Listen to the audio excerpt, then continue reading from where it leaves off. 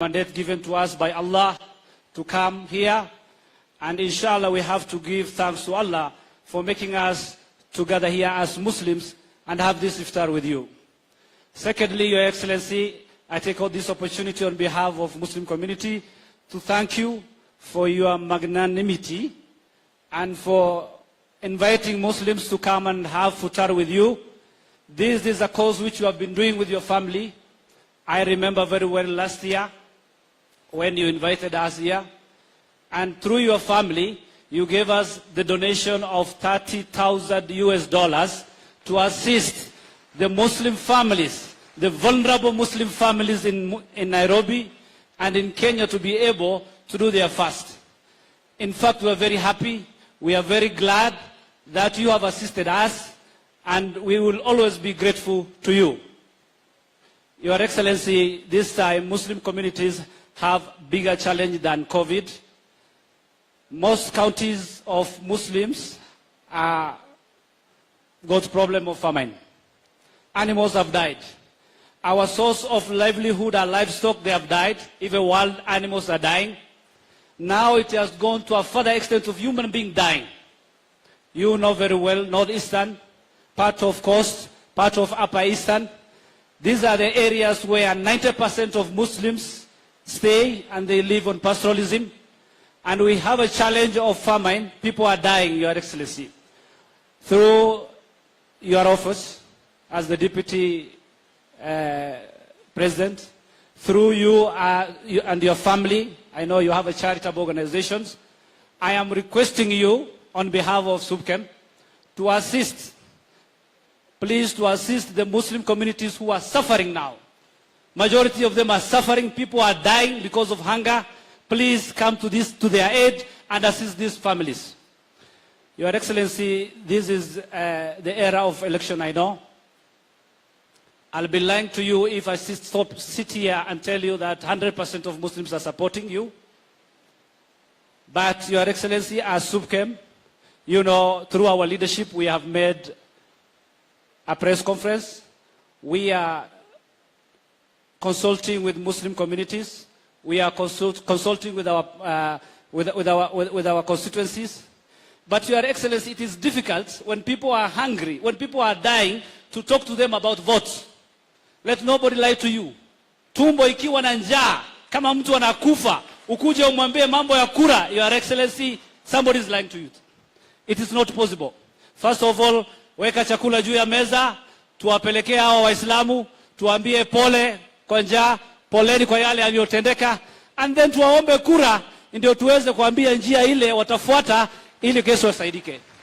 So on behalf of SUPKEM, on behalf of Muslim community, I am appealing to you, please, to assist this Muslim community. With those few remarks, thank you very much. Asante sana. Asante sana. Uwezekano pia ukipiga kura vibaya unakaa na njaa. So piga kura kwa ile serikali itakulinda wakati ya njaa. So now I will also briefly invite one of the imams from Mombasa to speak very briefly, Sheikh Abdul Qatada Salim, for a minute.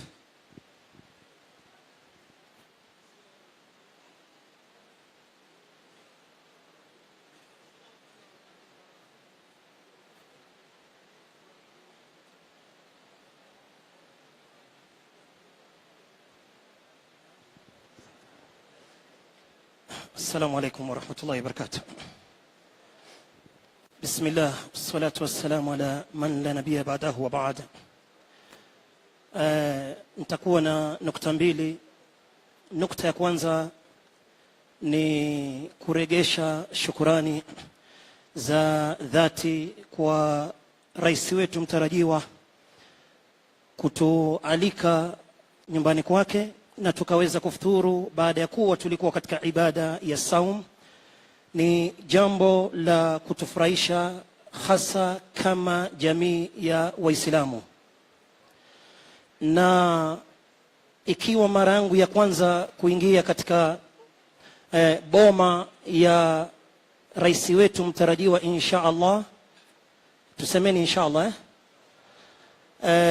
ikiwa ni mara yangu ya kwanza kuingia kwa boma yake, na nikifungua saumu yangu ambayo kwamba nimeshinda nayo kwa boma yake, kisha akatuwekea sehemu ya kuswali.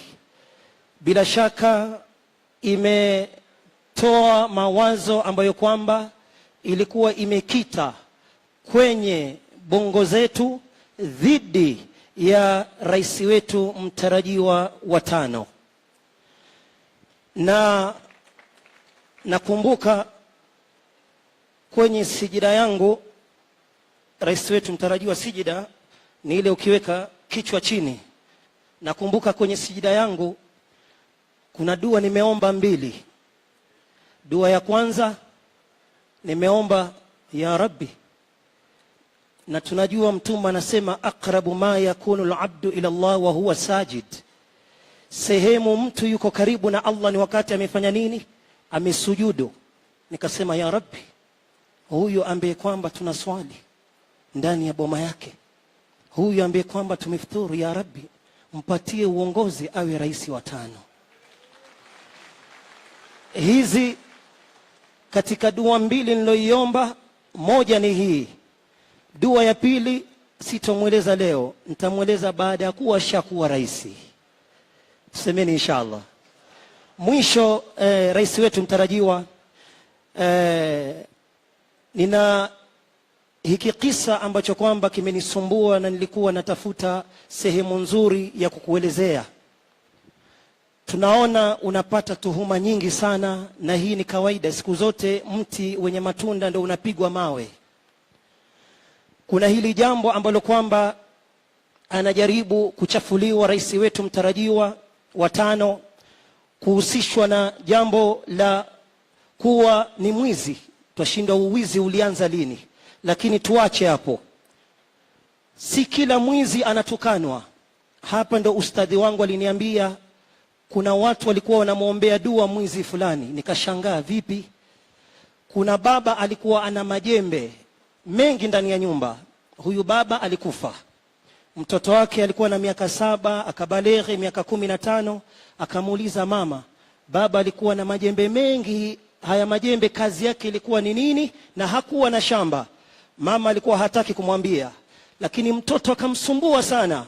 Mwisho mama akamwita mtoto akamwambia, njoo, baba yako alikuwa akifukua makaburi na haya majembe, akitoa zile sanduku anaenda kuuza. Zile miili anaziacha pale, watu wanaamka asubuhi wanapata miili juu ya kaburi. Siku alikufa huyo mwizi, watu walishukuru sana, walipumzika. Huyu mtoto akarithi kazi ya baba yake, lakini akawa mbaya sana. Akawa anaiba zile sanduku, akimaliza kuiba anachoma ile miili ya wale watu waliokufa. Wale watu wakaanza kusema, Mungu amrahamu yule mwizi wa kwanza. Alikuwa anatuibia lakini anatuachia. Na ikiwa kweli rais wetu ni mwizi, Mungu akurahamu mwizi wewe. Asante sana. Nataka kutambua a couple of people kabla sijamuita Deputy Chief Kadhi wetu. Nataka kumtambua mama wa boma, the next first lady wa taifa la Kenya, Mama Rachel Ruto, ambaye yuko pale amekaa. Nataka kumtambua Rais wa Jamhuri ya Kenya wa tano, William Ruto. Sisi Waislamu ndani ya Hustler Nation, particularly katika chama cha UDA, uruke uende huku uende kule, nguzo yetu, msingi wetu, our foundation si mwingine isipokuwa majority leader wa Wakenya wote, ndugu yetu Aden Duale. Nataka kumtambua kiongozi wa ANC, ndugu yetu Madividi Musalia Mudavadi. Nataka kumtambua kiongozi wetu wa Senate. Siku moja nikiita leader, Kindiki akaitika yeye, nikamwambia si wewe, leader ni Moses Wetangula wetu wa Senate. Nataka kumtambua ndugu yetu Rigathi Gachagua, ambaye ni kinara walioleta vuguvugu la kumwambia Uhuru Kenyatta, sisi hatutouziwa ukabila, sisi hatutouziwa uoga. Ndugu yetu Rigathi Gachagua, mbunge kutoka Nyeri. Wako watu kwa uwezo wa Mungu ambaye ndio kielelezo kizuri. Tuko na magavana wa Katirina ndani ya Pwani, wamecheza ngoma kuliko kucheza masala ya kutawala yule mji wao. Wamefuga madevu kuliko kufuga watu na uchumi. Na lisa, lakini tuko na gavana mfano mzuri, tunaimpenda. Huyu nilipokwenda Msambweni kumsaidia Faisal Badar, Mungu ampe mvuri ya maisha marefu. Kampeni yake ilikuwa tuifanya kwa kuzingatia time za swala. Tuwafanya kampeni mpaka dhuhuri, tuivunda. Tukishamaliza tuenda kuswali, tuwapiga kilanchi kidogo, tuwafanya mpaka asri, tuivunda. Tukishamaliza tuifanya baada ya asri mpaka maghrib, tuwavunja na kila mtu enda zake. Leo Waislamu wanafanya mikutano ya siasa pindi kufikiria mambo ya swala. Mwenyezi Mungu ametupa sisi wa Pwani na Waislamu wa Kenya kiongozi ambaye ni mwadilifu, ndugu yetu Salim Mvurya, gavana wa Kwale. Atakayekuwa gavana wa Lamu si mwingine isipokuwa ndugu yetu Isa Timami, yuko hapo. Atakayekuwa gavana wa Garissa, alikuwa na mimi Lenana School, ndugu yetu Meja Deko ambaye yuko hapo. Atakayekuwa gavana wa Tana River, ndugu yetu Hussein Dado yuko hapo. Sasa watu wa Wajir watatuchagulia baina ya Mukhtar, deputy governor wa Wajir, na Yugas ambaye amekaa hapa pia yuko hapo. Atakayekuwa gavana wa Uasin Gishu, huyu jamaa anaitwa Koti Moja, na ni kweli alikuwa akivaa koti moja. Huyu alijaribu kungoa William Ruto kwa muda mrefu sana. Koti Moja watu walimchangia huyu kumfanya governor wa Uasin Gishu. Nyinyi Waislamu kila wakati mnataka kuchangiwa na kupatiwa bure. Sisi lazima tuige mfano wa wengine. If we must be serious, we must start contributing to politics. Wa mwisho, Sakaja Saks, atakayekuwa governor wa Nairobi kwa uwezo wa Mungu, atakayemwangusha yule Igave. Huyu pia alikuwa Lenana na mimi. Ile Nana na ugavana safari hii. Nani mwingine atatafuta ugavana? Mimi hiyo ni fwa. Hiyo ni rahisi. Haya, wale ambao wanataka kuwatambua wengine, my brother, my mentor, my friend, ndugu yetu katika profesa mkubwa katika the field of finance and economics, ndugu yetu Abdul Latif Isaji, alitulea kuanzia tuko wadogo. Aliyekaa pale pia ni ndugu yetu Kolosh ambaye ni mbunge huko Wajir. Haki ya Mungu, Kolosh umemobilize mpaka dina ya DP. Sasa wewe tutakuangalia bana. Amemobilize dina. Haya, yule kuna ndugu yetu aliyokuwa waziri katika serikali ya Moi, akamwambia Raila si yeye aliyoleta reforms, ni Moi aliyoleta reforms walipoamua kuacha Kenya ikuwe multiparty. Ndugu yetu anaitwa Waziri Hussein Maalim ambaye yuko pale. Kuna ndugu yetu ile High Council ya Hustler Nation, kwa ile ujasiri wake amesimama nje na uamuzi wa wengi katika Borana community.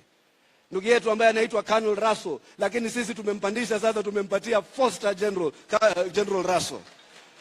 Wako wabunge wengi ambao wako hapa. Wale wabunge ambao wako hapa, namuona mmoja pale, ajua tu nitamtambua, mashetani yuko pale. No, wakulia kweli. Huyo hatibu mashetani.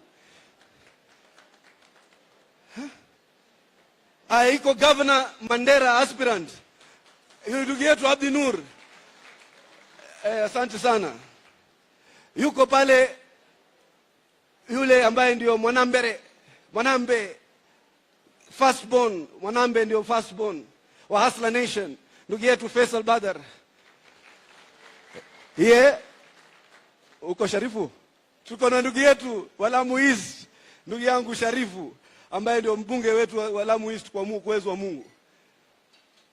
Yuko mbunge wa wakili Grand Mula.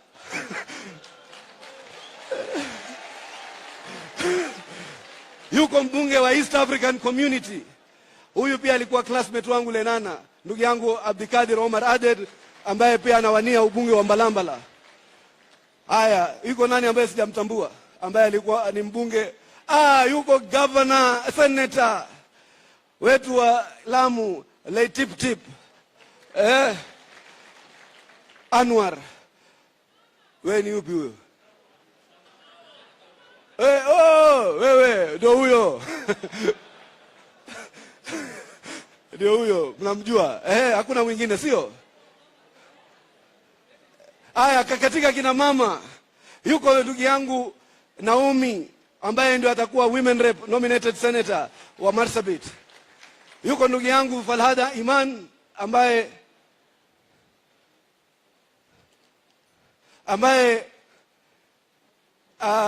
Falhada Iman ambaye ni nominated senator kutoka Garissa. Yuko governor aspirant wa Marsabit ndugu yangu Halkana Kelo. Ako wapi Kelo?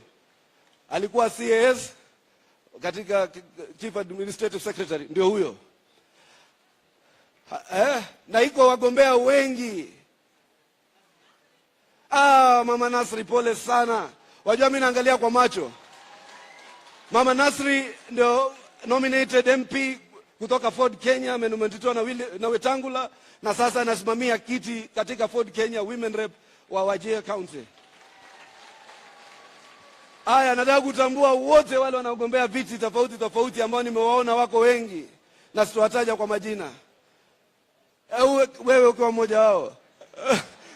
Kwa hivyo wanake nikitaja mmoja nimeona karibu 10-20 na wajua kwa majina. Tutakuwa dakika 20 nyingine. Nataka kutambua wale watu ambao wamekihakikisha hichi kikao leo kimetokea.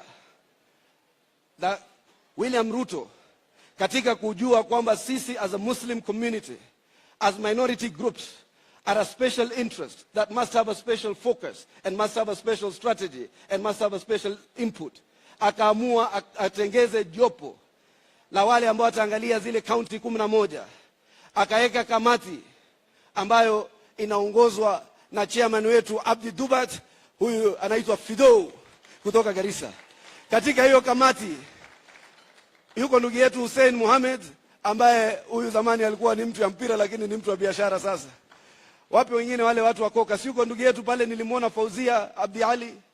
Niliona huko ndugu yetu pia Salma, na katika na kuna mmoja ambaye na yuko ndugu yetu Hadia, she's an honorary member ya hii kamati. Na yuko pia mmoja wao pale Ali Idris. Bwana at least uonekana utambuliwe. Na wengi wengine. Lakini katika hapa tuko na mmoja na tu represent sisi katika Presidential Council. Yule anatuwakilisha katika Presidential Council si mwingine isipokuwa Ambassador Saleh ambaye yuko pale. Kwa kuchunga wakati, sasa nitamwita Deputy Chief Kadhi wa Kenya. Na mimi naamini yule deputy akuwe chief kadhi baadaye, sio? Kama Ruto atakuwa president, yuko shida deputy kuwa chief kadhi. Kwa hivyo yule na ako na jina mmoja yake na mbili mzuri, anaitwa Sukian Hassan Omar.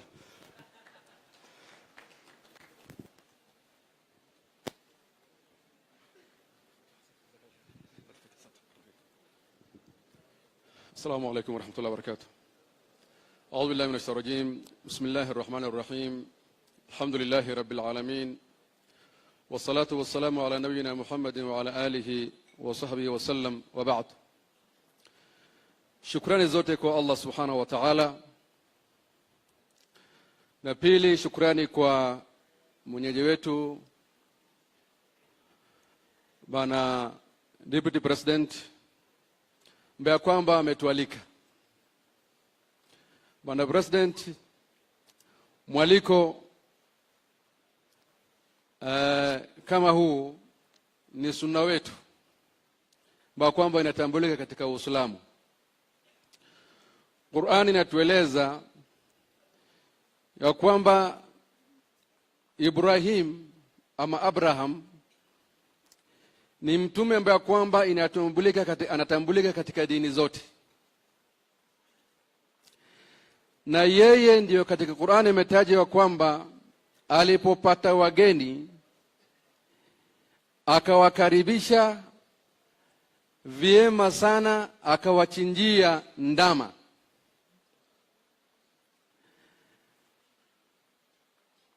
tofauti na sisi ambao ni wageni wako na wageni wa Ibrahim, ni ya kwamba wageni wa Ibrahim walikuwa malaika, hawakuwa wanakula.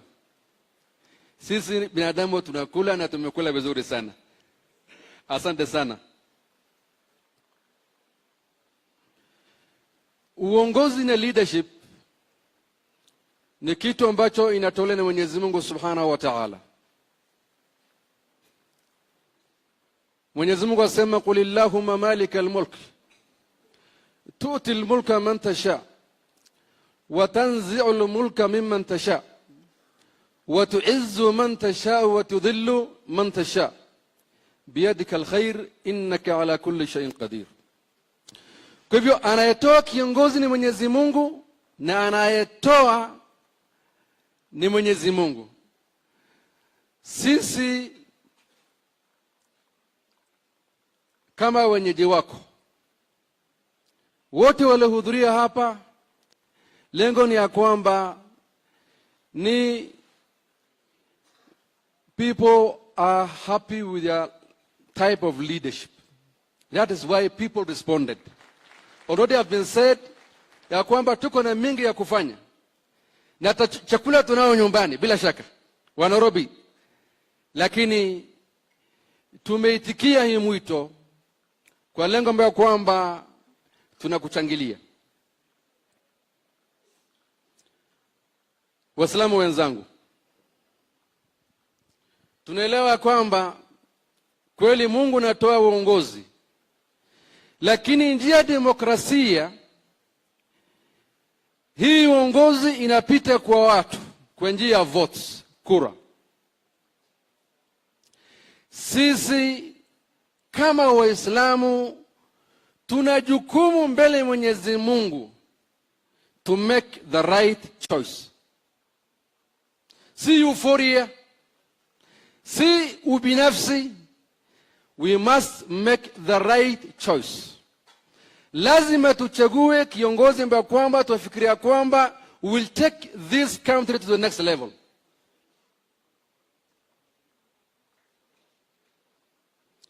Usiku na mchana si sawa.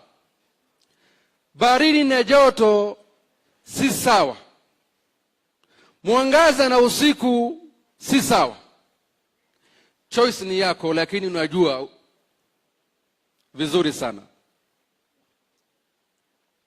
Sisi viongozi tuna jukumu ya kuelekeza watu wetu. Where does the right choice lies for this country? Viongozi wa siasa huenda kawa wakati mwingine wanapelekwa na self-interest in one way or the other. There's that possibility. That is why we have viongozi wa siasa wana jump from this party to other party, they keep on jumping. Kila moja kujaribu kwamba anaweza kupenya namna gani. In real sense.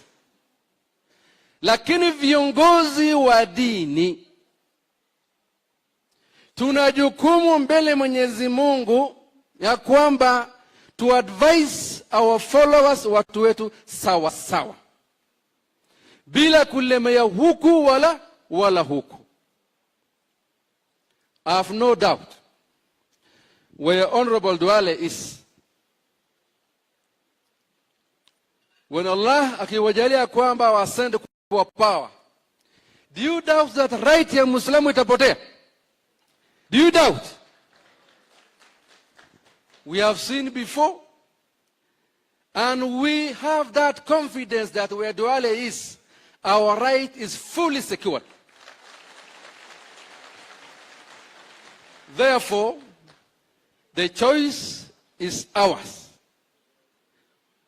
It's up to us to make the right choice. Religious leaders, my friends, my brothers, we must take our role properly. We must use our pulpit at the mosque and the various jukwaa ambako tunazo, tuelekeze jamii sawa sawa. Kwa hayo machache, Mungu atujalie kila la khairi. Thank you so much. Asante sana. Just to acknowledge that the head of the presidential communication, yule anahakikisha Ruto anaonekana vizuri, yule anahakikisha Ruto anasema mzuri, yule anahakikisha Ruto anajulikana vizuri, is no other than ndugu yetu who sits in the presidential council, Hussein Mohammed. Alafu yuko ndugu yangu, mashallah, he never asks for any recognition, and sometimes he'd rather be totally unnoticed, but his impact is so huge. Ambaye alikuwa chairman na National Bank, ndugu yangu Mohamed Hassan pia is part of the presidential council. Alafu mimi sijaambiwa nakaa kwa nini, lakini mimi huenda hizi mkutano na hakuna mtu ananifukuza. So nimejichukulia niko hapo.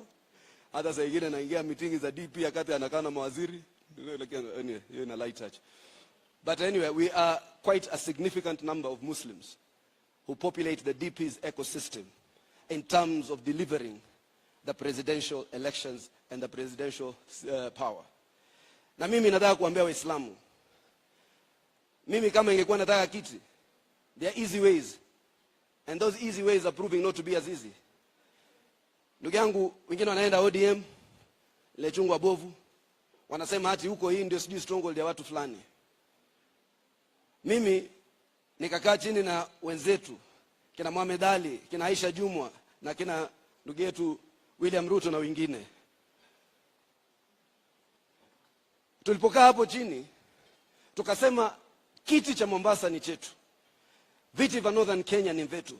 We are not looking for political positions, we are looking for political power. Manake wazungu wanasema power respects power. Leo Uhuru Kenyatta anapanga jamii zetu kwa ajili he knows we have no power. Na kila Muislamu ambaye anapangwa unasikia ni mwizi. Ati yako una KRA inamfuata, sijui yako na nini. Leo mimi nasikia karibu wagombea wote wa Azimio ndani ya Northern Kenya wako na kesi. Wewe kama wewe kujisimamia at a time of need, you will never be able to stand up for your people at the time of need. Na mimi nawaambia, William Ruto akishika serikali, kama wewe uko na kesi ya mauaji, tutakupeleka kotini. Kama wewe uko na kesi ya corruption, tutakupeleka kotini. You can seek reprieve through an election, but you shall not seek immunity or impunity throughout. Aya.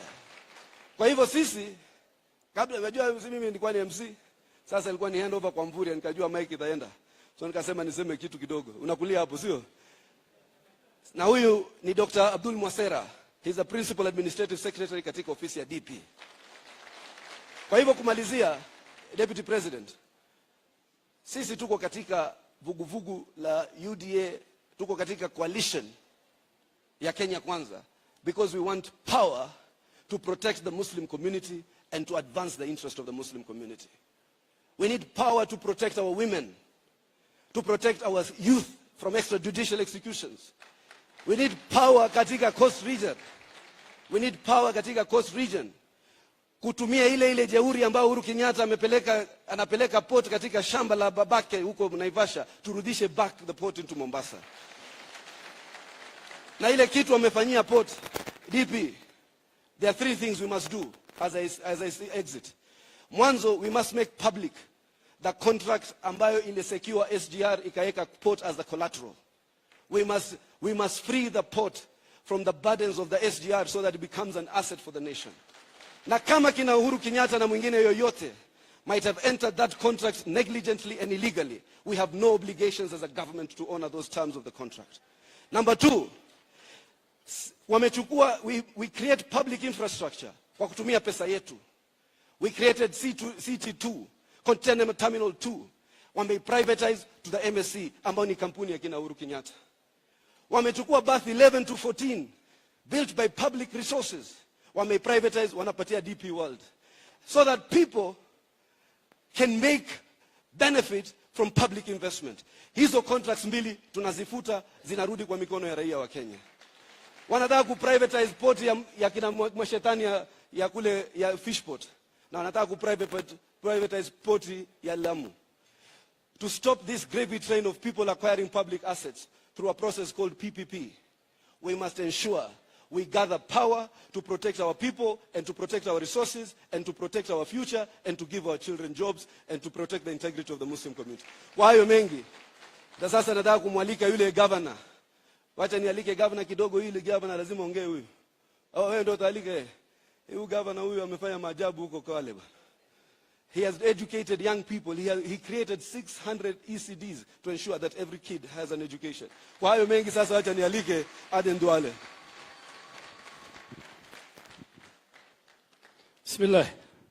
Bismillahirrahmanirrahim. Alhamdulillahi Rabbil Alamin. Wassalatu wassalamu ala nabiyyina Muhammad wa ala alihi wa ashabihi ajma'in. Your Excellency, the Deputy President of the Republic of Kenya, Mama Rachel Ruto, tunawapongeza kutukaribisha kwenu hapa nyumbani. Kwa niaba ya hawa Waislamu kuwa na iftar na nyinyi.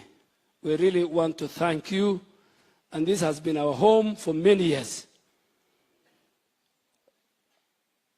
Mheshimiwa Musalia, Mheshimiwa Wetangula, our various governors and governor aspirants, our members of parliament, our senators, our women rep, our nominated members of the National Assembly and Senate, our religious leaders. When you see Professor Issa G and the whole team of Jamia Mosque, when you see the Deputy Chief Qadi and the Acting Qadi, when you see the leadership from SUPKEM, CIPK, the Muslim professionals and business leaders sitting here this evening, our key elders from various communities. I am so happy to have seen the chairman of Parklands Mosque, our elder and chairman Firoz,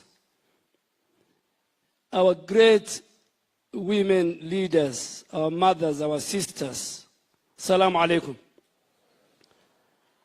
Your Excellency, our party or our coalition Kenya Kwanza has about 510 aspirants, including myself. When I say aspirants, even sitting members of parliament are aspirants as of today, including myself. And out of the 510 Kenya Kwanza aspirants, from governor to MCA, I think tonight we have here about over 290. Now I'm talking about the Muslim leaders, aspirants from Muslim areas. That is about the 5 counties of northern Kenya, coastal counties, Nairobi, and other parts of the country. UDA alone has 5,000 aspirants, but I'm talking about those who are here tonight, Muslims aspirants. I'll just have 2 things to say, then invite Governor Mvurya to speak on behalf of all the governors, because I'm speaking on behalf of members of parliament and senate. And then I'll ask our flag bearer, the governor Mtarajiwa of Nairobi and the senator of Nairobi, my good friend Honorable Sakaja, to say something. Then I call our national leaders. Your Excellency, let me say tonight that I have worked with the 2 contenders for presidential this year, both Honorable Raila Odinga and Honorable William Ruto. And I have worked for many years with the outgoing president. So I don't think, politically speaking, I am the best place to judge the 3 people. So I will not judge the current president because he is not a contender. Let me judge between the 2 leading presidential contenders with reference to the Muslim community. And I want to say it without any fear of contradiction to my Muslim ummah. There is no senior Christian leader, senior I mean at the highest level, who has contributed to the welfare and the well-being of the Muslim ummah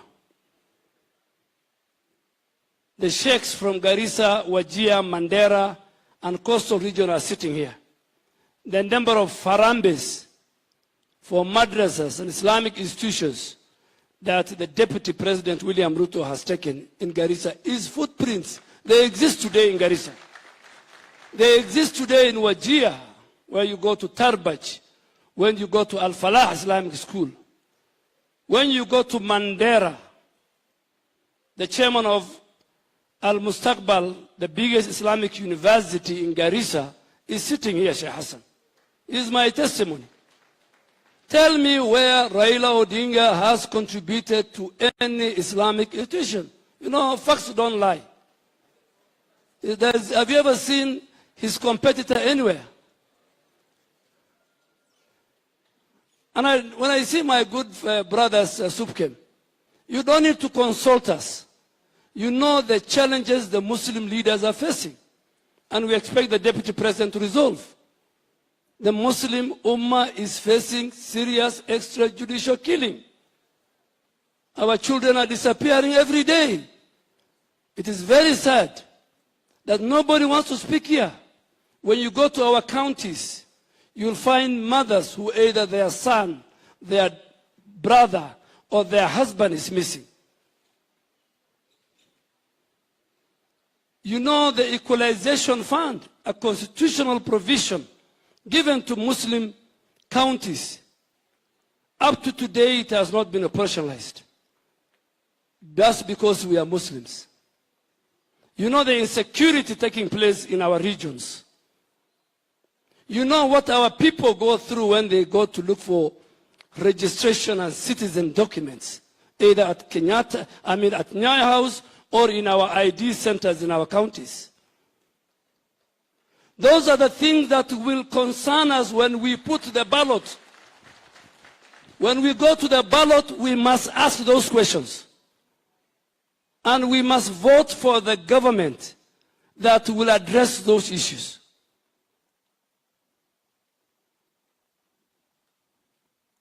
We must address. This ballot you are going to cast will be used to run the next government 5 years. So the way our acting chief Hadi said, the contest, this election is very clear. All those of us who are in government from the Muslim Ummah from 2013 to 2018, including myself, who hold a constitutional office, were done through the influence of William Ruto. Because I came through URP, Minister Aden, Minister Amina. And the day we were sidelined in this government, tell me, even the Muslim organizations, tell me any Muslim who has been appointed. William Ruto's competitor stood in public and he said Mandera does not deserve the revenue allocation that they got through the constitution. He said it in Kiambu. He said it everywhere. And it is very sad our leaders are kneeling down for him. Very, very sad.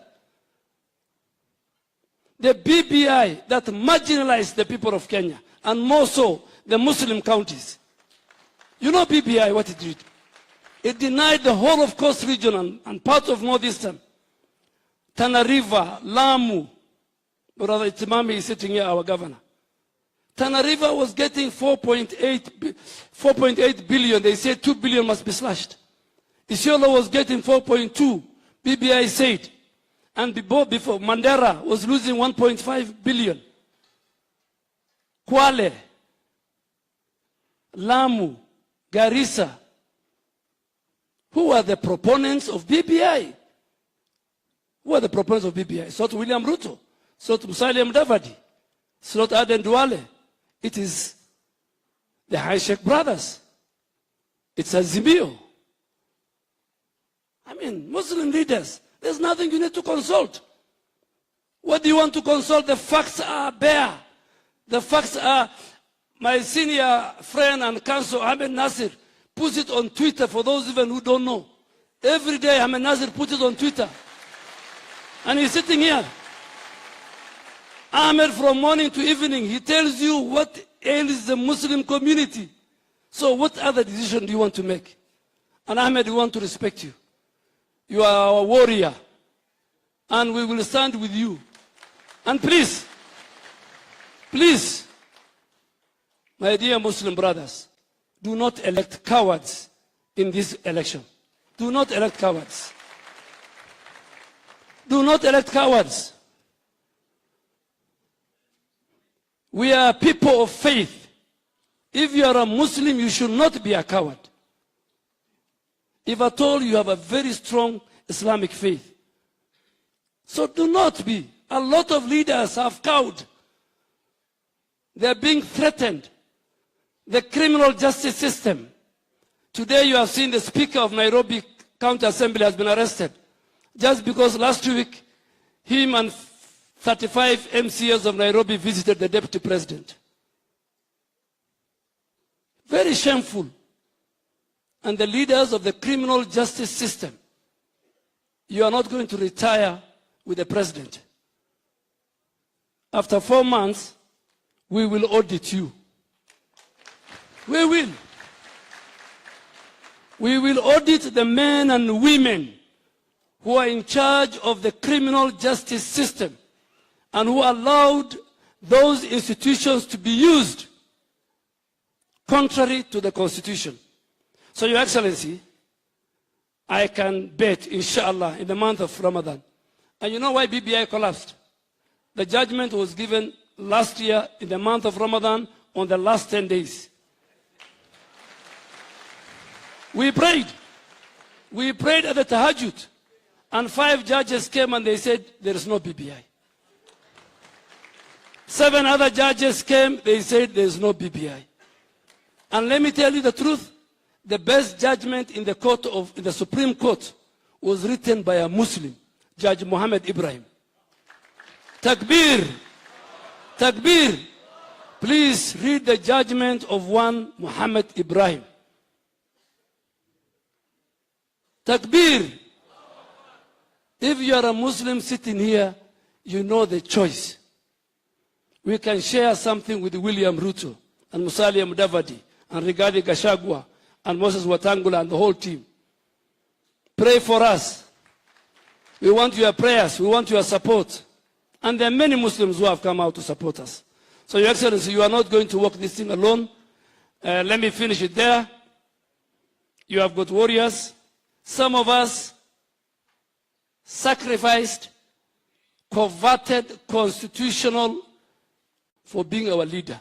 You know, if the leader himself was cowed, all of us could have taken. But you stood firm, and then we stood firm. And today, you know, one of our great leaders who came, I don't know whether it was Honorable Musalia or Honorable Weta, one day he told me, you know, you guys stood firm. You know, we went through, even our friends in business were arrested, were charged, but we never freaked even one day. And now we have got 3 months. So if you are in the criminal justice system, you have got questions to answer when the audit comes. We shall revisit. We shall revisit all those that we have done. With those many remarks, let me call one of the governors that stood firm. And he is not corrupt. He stood firm. He could not be cowed. And he delivered the Msambweni parliamentary seat. Where's Faisal? Our first baby.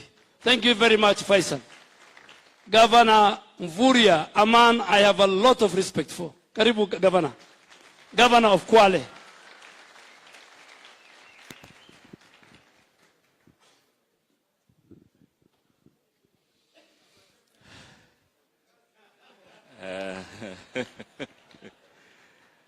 Asante sana Mheshimiwa Adan Duale, Mheshimiwa Naibu Rais wa Jamhuri ya Kenya, ambaye pia ndiye rais wetu tarehe 9 mwezi wa 8 inshallah. Viongozi wa tabaka mbalimbali wakiwemo Mheshimiwa Musalia Mudavadi, Mheshimiwa Wetangula, Waislamu wenzangu na viongozi wote, assalamu alaikum wa rahmatullahi wa barakatuh. Kwanza nichukue nafasi hii tuweze kumshukuru Mwenyezi Mungu kwa sababu Mwenyezi Mungu ametuwezesha tumeweza kuhudhuria hafla hii. Na pili, tumshukuru sana Mheshimiwa William Ruto pamoja na mkewe na familia yake kuweza kutuandalia dhifa hii ya jioni. Mheshimiwa Naibu Rais, uwalishi wako ambao umetuleta hapa, tunataka kusema asante sana, kwa sababu hili si jambo la kawaida, ni jambo ambalo sisi Waislamu tunapaswa kumshukuru sana Mheshimiwa William Ruto. Mheshimiwa William Ruto, tumekongamana hapa kutoka sehemu mbalimbali za nchi yetu, kutoka kule mashariki, kaskazini, pwani na hapa Nairobi na sehemu nyingi za Jamhuri ya Kenya, tukiwa leo tumezivunja shughuli zetu ili kuja hapa kufuturu na kuomba pamoja na wewe. Mimi pia nina hakika kama Waislamu hatukuja hapa kwa bahati mbaya, na tunakujua pia mchango wako mkubwa katika kuendeleza Uislamu kupitia michango ya madrasa, michango pia ya kusaidia walimu wetu, michango ya misikiti ambayo umeifanya katika sehemu mbalimbali za nchi yetu. Na Mheshimiwa Naibu Rais, sisi Waislamu safari hii tunataka kuingia kwa serikali si kwa mwaliko, lakini tunataka hii serikali tuipange na wewe. Kwa sababu kama Waislamu tuna mahitaji mengi, na yale mahitaji mengi kutimia ni lazima tukae na wewe, tukubaliane na wewe na tukuunge mkono kwa malengo. Na ishara ya kwanza ambayo tumekupatia ni kukubali mwaliko wako hapa nyumbani kwako. Kwa hivyo lile jambo la pili linapaswa kufanyika wakati unaweka sahihi na zile kaunti 47 ile service charter yako ukiwa rais wetu tarehe 9 mwezi wa 8, ile mkataba mwingine ama ile chata nyingine ambayo unapaswa kukubaliana na kuweka sahihi ni kwa sisi Waislamu. Kwa sababu tumeona maneno mengi, na nasema hivi kwa sababu tungependa zile nchi za Kiislamu ukichagua mabalozi wawe ni Waislamu. Ukiangalia katika sehemu mbalimbali za nchi yetu kuna wafadhili wengi ambao wanaweza kufadhili misikiti na mambo mengi ya kuendeleza dini. Ni balozi wa Kiislamu ndiye anaweza kulifahamu hilo. Kwa hivyo tunapoendelea kujadiliana, tunapoendelea kufanya siasa, tunataka kukuhakikishia hii serikali tutaunda pamoja, kwa sababu tuna mahitaji mengi ya pamoja. Tumeona pia vyombo ya usalama ikitumiwa kiolela kuwadhulumu Waislamu. Hata vetting ya good conduct ya Waislamu iko tofauti. Vetting ya visa ya kusafiri ya Waislamu iko tofauti. Kwa hivyo tunataka serikali yako Mheshimiwa, tunapokuunga mkono tarehe 9 mwezi wa 8, tuweze kuyasuluhisha maneno haya, tukubaliane na tuunde serikali ambayo itawajali Waislamu zaidi. Na mimi najua Mheshimiwa Naibu Rais umepitia madhila mengi, changamoto nyingi, na ulivyo mwezi mtukufu wa Ramadhani tunahimizana zaidi kuwa na subra. Tunapofunga mwezi huu, si kwamba hatuna chakula nyumbani, lakini tunafunga kwa malengo, tunakuwa na subra. Na wewe umekuwa na subra sana, kwa sababu yale ambayo umeyapitia ni kupitia subra ndiyo umeweza kufaulu kufikia hapo. Hizi siku 10 za mwisho, Waislamu wenzangu, ni muhimu tumuombe sana Mheshimiwa William Ruto ili ule mkondo uliobakia aweze kuupitisha vizuri na aweze kuwa mshindi. Na wakati anakuwa mshindi, sisi tuwe tumechangia pakubwa. Na wanasiasa wenzangu, mnawaona wapinzani wetu wameanza kukatikiwa na mawazo. Wao wenyewe ndio walidhalilisha bandari ya Mombasa. Jana wanatuambia ati ndani ya miezi 3 watayabadilisha hayo. Sisi hatutawaamini, tutamuunga mkono William Ruto ili tuendeleze uchumi wa wananchi.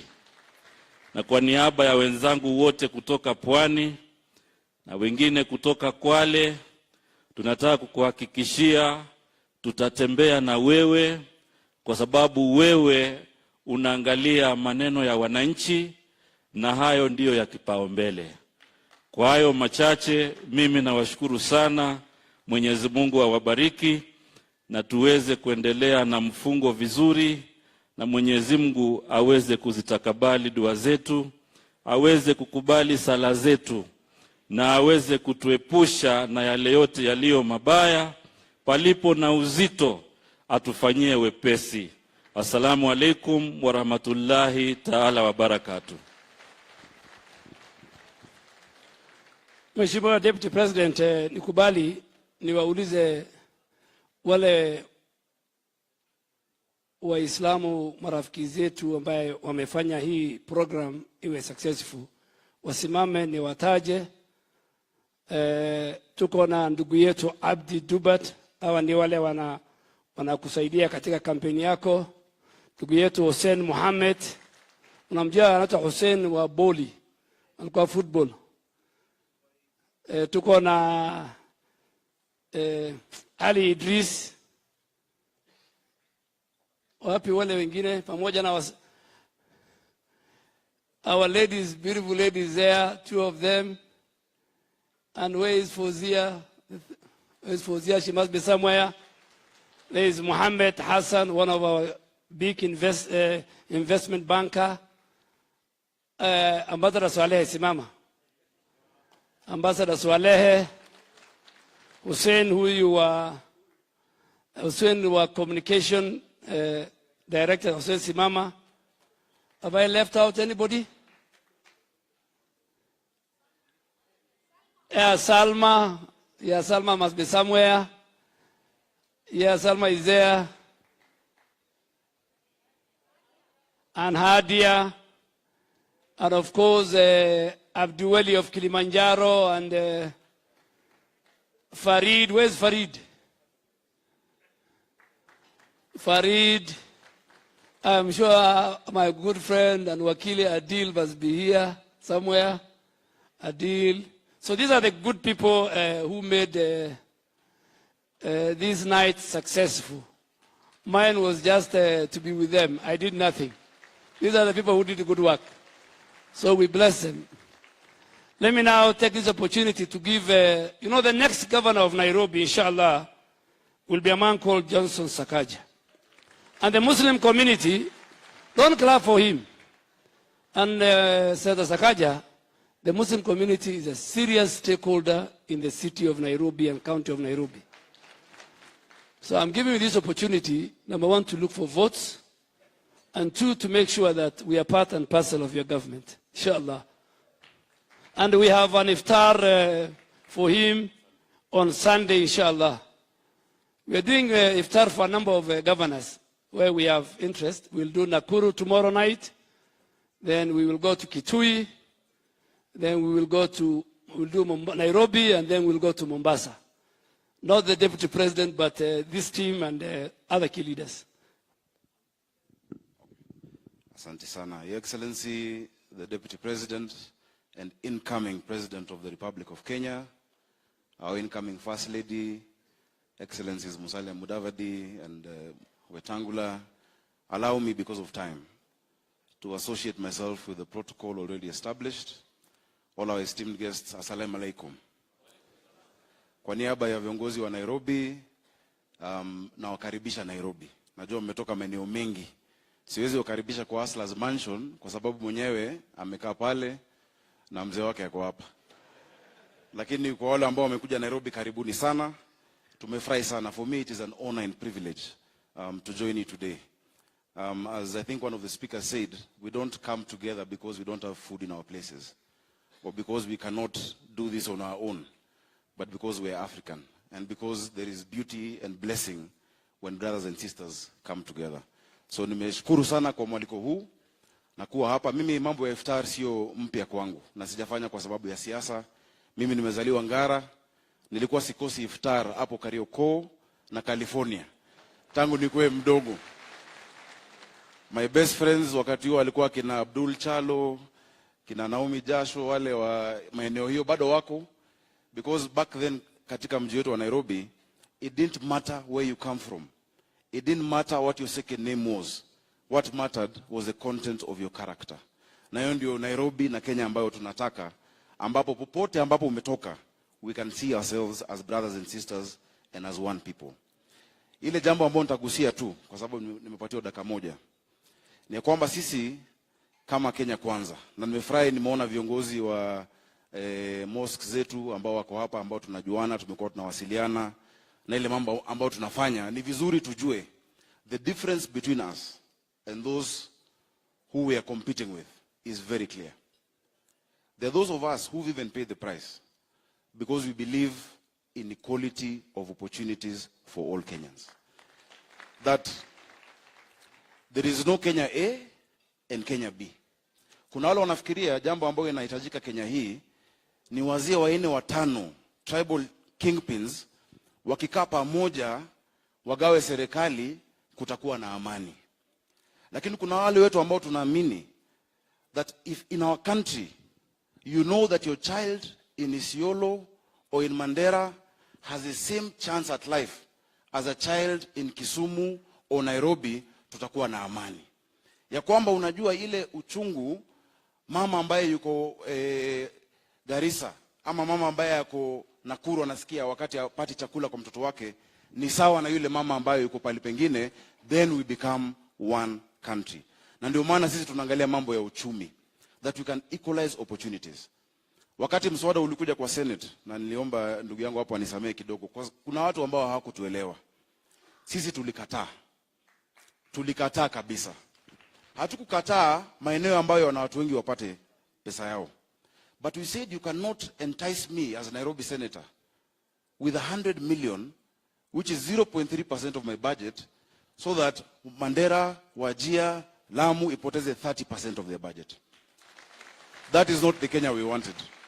Tulisema kwamba sote tunaweza songa mbele pamoja, and that no one would lose. Na ilikuwa ni masiku marefu sana. Your Excellency, for 1 month sikulala kwangu during weekend kwa sababu polisi walikuwa hapo na DCI.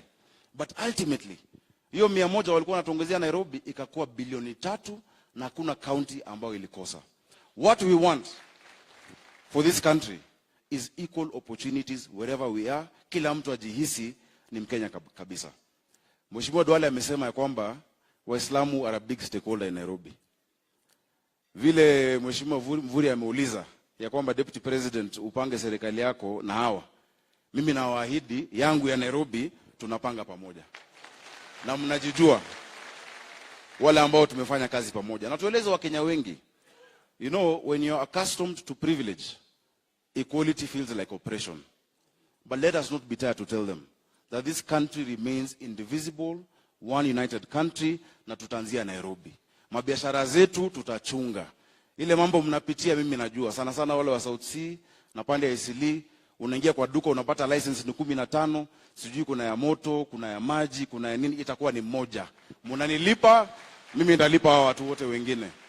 Because we are here for one reason, to spur economic opportunities for all our people. So nimeshukuru sana na nimeshukuru Mheshimiwa Duale, Mheshimiwa wale tulikutana nao akina Idris na kina Hussein. Sunday tutapata wakati wa kuongea maneno mengi mengine kuhusu Nairobi na kuendelea kushirikiana pamoja. I am so grateful. Tunaombea Saum Makbul, may Allah accept your dua, na kati hayo dua tuombee taifa letu libaki moja. Asanteni sana, tuko pamoja. Your Excellency, with your permission, let me call the former governor and current aspirant governor for Tana River. You know, this man was a deputy to Fred Matiang'i, and he worked with Kibicho. But when he resigned, he was not cowed like many others. He walked straight to UDA, and is our UDA candidate. Takbir. Takbir. 1 minute. Ndugu Waislamu, Your Excellency the Deputy President, Bwana Mudavadi, Bwana Wetangula, all protocols observed. Assalamu alaikum wa rahmatullahi ta'ala wa barakatuh. Tunamshukuru Mwenyezi Mungu na tunaambiwa asiyejua kumshukuru mwanadamu mwenzake hatojua hata kumshukuru Mwenyezi Mungu. Tunakushukuru Deputy President Moso Mama Rachel for clearing the myth that was there, that was not of course true. Waislamu nikiwakumbusha, UDA policy ama UDA manifesto leo yatuambia tuangalie aliye chini zaidi. That is in tandem with Islamic welfare. Anatuambia angalia walala hoi, sio walala hai. Si namna hiyo? Hata Uislamu unatuambia tuangalie walio chini zaidi. Kwa hivyo it's in tandem with our Islamic welfare, and with his kind of heart we'll move forward a lot as Muslims. Why DP was such a good man, he was praised, he was done everything. Why did he all of a sudden become a bad man? He's called a thief, he's called this. Do you know why? Because for the first time in the Republic of Kenya, a poor man's son dared to dream to be a president of this country. It was not meant for the poor man's son. This was for a few chosen walalahais. We are standing with you. We know what you go through. You cannot all of a sudden be a bad person because you dare to dream on behalf of all the poor sons of this country and all the poor children of this country. To my fellow aspirants, please, let us all go to the field and work to make sure this dream becomes true. There is a Chinese proverb which says, a lazy workman corrals his tools. Yule mfanyikazi mvivu siku zote huliana jembe yake. Hili ni kiserema, hili ni nini, mimi UDA sijapata hii, wacha hiyo. Twende kwa field, since we dare to dream with him, let's make it a success. Wassalamu alaikum wa rahmatullahi ta'ala wa barakatuh. Inshallah Mwenyezi Mungu atakabali dua zenu.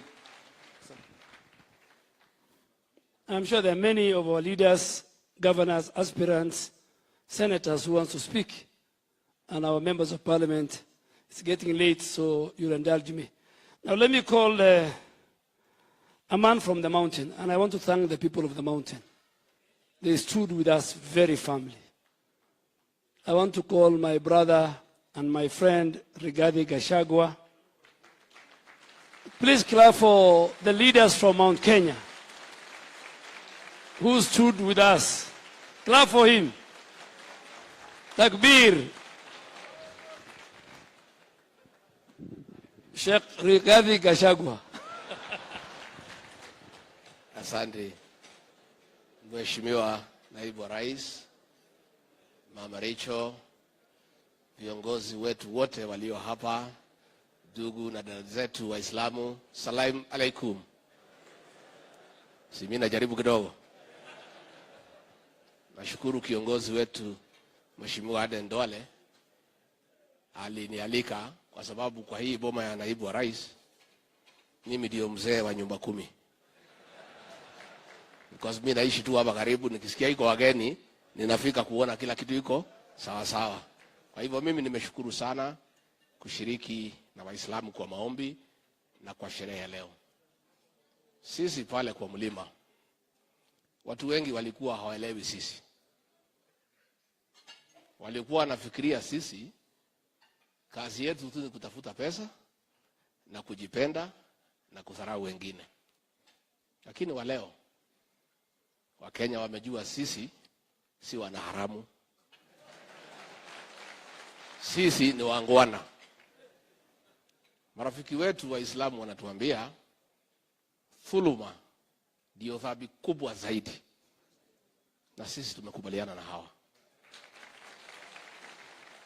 Huyu naibu wa rais alitutendea mema. Akasaidia rais wetu Uhuru Kenyatta mara 2 akakuwa rais. Akasimama na yeye akiwa pale kwa Hague.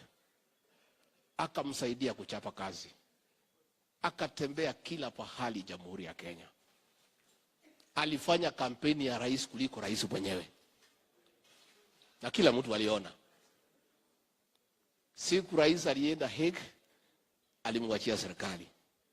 Aliporudi akamlegeshea. Tulipoambiwa tudhulumu yeye na tumsaliti tukakataa. Na tukasema hatutadhulumu yeye mpaka wa leo. Tukatishwa, tukafungwa, tukaambiwa kila kitu, tukasema hapana. Sisi mambo ya dhuluma hatutaki, kwa sababu hatutaki kukutana na kiboko cha Mwenyezi Mungu. Wewe ukitaka kumdhulumu naibu wa rais, ufanye peke yako. Siku ya kukutana na kiboko cha Mwenyezi Mungu ukuwe peke yako. Na sisi tumesimamia hapo. Kwa sababu binadamu ambaye hajakosea wewe amekutendea mema, amekupenda, amekuonesha mapenzi. Ukiambiwa udhulumu yeye utaanzia wapi? Na hakuna kitu amekufanyia. Yule alikuwa na kupiga na kukuangaisha, unatuambia huyo ndio mzuri. Yule ambaye alikupenda na kukusaidia, unatuambia ni mbaya.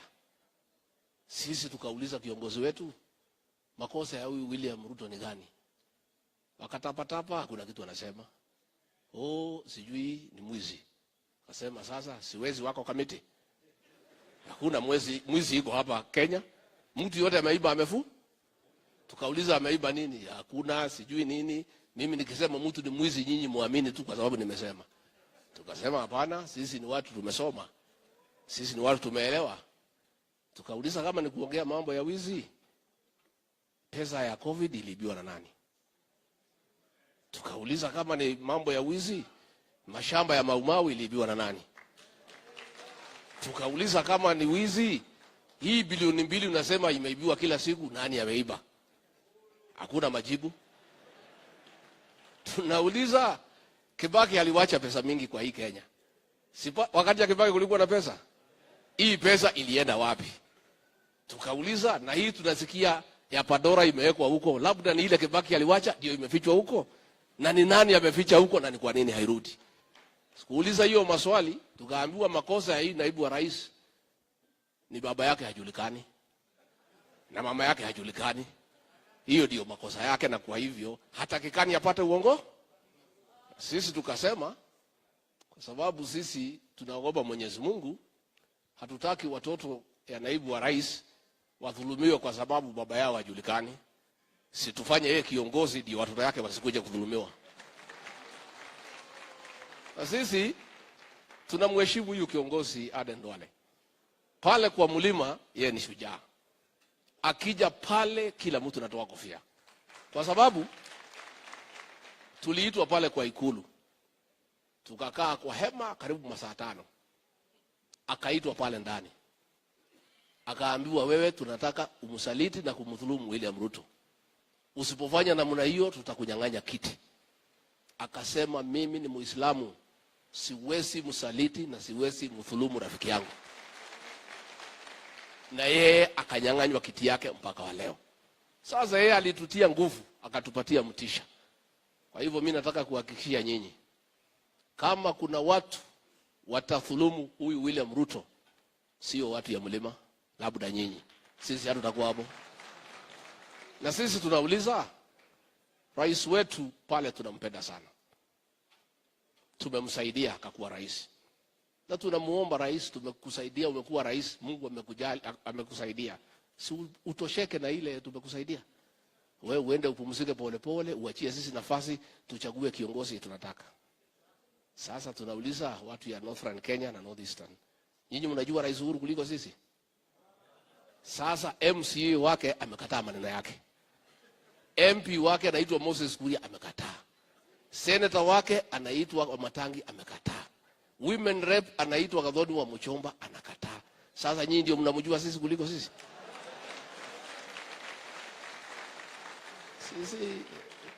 Sisi mambo ya dhuluma. Mambo ya dhuluma sisi hapana iko hapo. Sisi ni wangwana, sisi ni wacha Mungu. Sisi tutatenda haki. Kwa sababu siku moja tukifika mbinguni tutajibu maswali ya Mwenyezi Mungu. Ya mwisho, Waislamu wengi kama sisi ni wafanyabiashara. Kweli ama uongo? Sisi tunapenda huyu William Ruto kwa sababu ako na mpango ya kufufua uchumi wa Kenya. Tangu Rais Kibaki aende tumepata shida mingi. Bei ya kila kitu imepanda. Biashara imekuwa ngumu. Hakuna pesa mfukoni. Huyu naibu wa rais ametukalisha chini, ametupatia mpango kababe wa kufufua uchumi wa Kenya na kupanua biashara. Sisi tunaomba nyinyi Waislamu muungane na sisi, tupigie kura akuje afufue uchumi. Na kwa hivyo nikimalizia, tunaomba mambo mawili kwenu, maombi. Na wakati kifika mtupatie kura. Hata kama kura hutaki, usitunyime maombi. Asanteni sana, Mungu awabariki.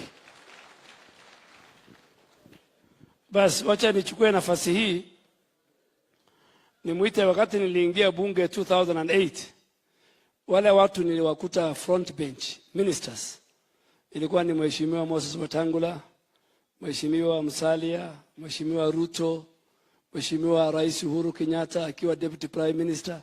So nina wajua sana. Na nachukua nafasi kumkaribisha Mheshimiwa former foreign minister, alikuwa minority leader, akatolewa vile nilitolewa pia alitolewa, lakini alitolewa na Raila. Mimi nilitolewa na Uhuru. Ili akuja na kiongozi wa Ford Kenya and a member of the Kenya Kwanza. Mpigeni makofi Mheshimiwa Moses. Na umeona vile anakaa smart na kanzu.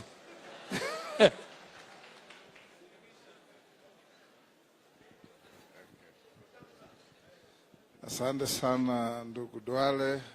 Ndugu zetu Waislamu, asalamu alaikum. Nina furaha isiyo na kifani kuwa mbele yenu leo. Ndugu yetu naibu wa rais, ambaye ni rais wetu mtarajiwa, Mama Rachel mwenye boma, viongozi wenzangu na waheshimiwa viongozi wa Waislamu. Tumealikwa leo hapa kwa karamu ya Iftar. Tumekula, tumekunywa, tumefurahi. Hatuwezi kukosa neno la kusema. Sisi kama viongozi wa nchi yetu, jukumu letu ni kuungana, kuunganisha Wakenya, kuleta usawa kwa Wakenya, kuondoa dhuluma kwa Wakenya, kuondoa ubaguzi wa aina yoyote hasa wa kidini, na kuhakikisha Mkenya popote alipo, awe Mandera, awe Malaba, ana haki ya kujivunia na kufurahia nchi yake. Na sisi tunawaomba nyinyi Waislamu, na mimi nimelelewa na jamii moja ya Waislamu kule Bungoma. Mama anaitwa Mama Hirsi. Huyo mama amekuwa mama yetu, wengi wetu sana. Tukienda shule, sisi ambao tulitoka familia zenye hata ukigoogle kwa miaka miwili huwezi kujua jina la baba yetu, tulikuwa tunapata pocket money kwa mama Hirsi. Mama mkarimu ajabu. Na kila wakati nikiwa Bungoma, hata Ijumaa hii, mimi nikishirikiana na mama Hirsi, tumepanga iftar ya Waislamu wa Bungoma. And that's how we live. Tunataka kuwaomba ndugu zetu. Unajua kura iko karibu sana. Na nilisikia rafiki yangu mmoja hapa akisema bado wanakagua. Bado wanasungumuza. Mkiendelea kusungumuza mtapitwa. Kwa sababu watu wamejipanga. Na sisi tumesema hatupangwingwi. Na tunawaomba tukuje pamoja. The train is on the ramp. It is going to leave. And it will leave anyway. So if you don't board, it will not wait for you. Na hii train inapeleka wa Kenya kwa nchi ya kusadikika. Nchi ya fahamu. Nchi ya ufasaha. Nchi ya raha. Nchi yenye hakuna mdogo, hakuna mkubwa. Nchi yenye hatukubali mtu alale njaa. Wakati huu tuna viongozi wa Kenya, ukimwambia ulilala njaa, anakuuliza kwa nini ulikataa kula. Hajui kwamba ulilala njaa kwa sababu hakuna chakula. Because they don't know. They were born in wealth. They grew up in wealth. They live in wealth. They adore wealth. And they think everybody who doesn't live in wealth, there's something wrong with them. Na ndio sisi tunataka kuleta usawa. Ile pesa wanasungumuzia. Na naibu wa rais, wewe unajua umekuwa bunge muda mrefu na sisi. Hakuna wakati wowote Kenya hii mswada ulileta bunge ukaanguka mara 12. Ijapokuwa ule mswada wa kunyang'anya kaunti zenu za kaskazini pesa na kupeleka kaunti zingine. Na ulipoanguka mara 12, waliotegua ile kitendawili nilikuwa mimi na huyu kijana anaitwa Sakaja. Sisi ndio tulikuwa joint chairman. Na tuhakikisha ile pesa ilikuwa inanyang'anywa Mandera, Wajir, Marsabit, Isiolo, Kwale, Lamu, imerudishwa na imeongezwa. Because that is the only way we can pull our brothers and sisters who have been marginalized since independence to come to the level where others are. Nimesema mara mingi kwa Senate, kuna kaunti zingine kule Northern Kenya, watoto walikuwa wanasoma maji ya pipe kwa vitabu. Walikuwa wanasoma lami kwa vitabu. Ugatuzi umekuja, sasa tunaweza kuonja kuona hizi vitu. Lakini serikali ya awamu ya 5, serikali ya Kenya Kwanza, ikiongozwa na captain wetu William Samoei Ruto, tutahakikisha tunainua kila yoyote aliye chini, ainuliwe akuje juu, yeye pia ajione ya kwamba it is worth your while being a Kenyan. That is the only way. Kwa sababu discrimination, exclusion will breed anger, will eventually mutate to rebellion, and will eventually mutate to conflict, and can eventually lead to a disintegration of a country. Na inji, tunataka Kenya to remain the pillar of hope and the beacon of success for this region. Na sisi zote, Mwalimu Nyerere alikuwa anasema, it can be done, do your part, I'll do mine. and it can be done. Let's do our part. We'll all do ours. Ndio inji ende mbele. Mwisho kabisa, huu ni msimu wa maombi. Na tukiendelea kuomba Mungu atuteremshie baraka zake, na sisi wanasiasa pia tunawaomba kura zenu. Tunaomba Mungu awateremkie. Ikifika tarehe 9 mwezi wa 8, there will be no issue of the money or the box. The money or the box. Ruto or so and so. We have only one candidate. Na yule mwingine tunabishana naye, tunamjua, tunamuelewa, tunamfahamu. We can bisect and analyze his weaknesses from top to bottom. And we can tell you he is not good for anything in this country. And lastly, mujue, the agenda of our outgoing President Uhuru Kenyatta is to succeed himself by creating a proxy president, a puppet president, and a stooge who will sit there and play his game that he thinks he forgot to play. My brother, President Uhuru Kenyatta, 9 years now going to 10 are enough. No Kenyan will give you an opportunity to be a proxy president. And it will not happen. Asante sana, Mungu awabariki. Sasa nimuite ndugu yetu Musalia Mudavadi, naye awasalimie. But remember, it is not done until it is done.